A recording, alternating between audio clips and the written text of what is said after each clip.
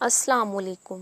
سنہری الفاظ حضرت علی رضی اللہ تعالیٰ عنہ کے اقوال: دنیا داروں کی صحبت سے پرہیز کر، کیونکہ اگر تنگ دست ہوگا تو تجھے حقیر سمجھیں گے، اور اگر زیادہ مالدار ہوگا تو تجھ سے حسد کریں گے۔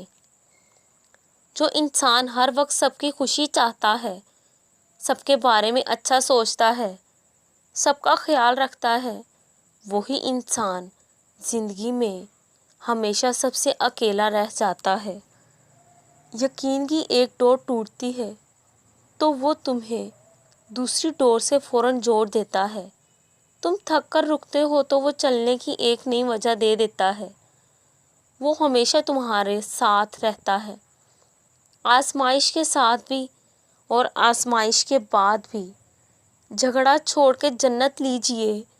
رسول اللہ صلی اللہ علیہ وآلہ وسلم نے فرمایا، میں اس شخص کے لیے جنت میں ایک محل کا ذمہ دار ہوں جو حق پر ہوتے ہوئے بھی جھگڑا چھوڑ دے۔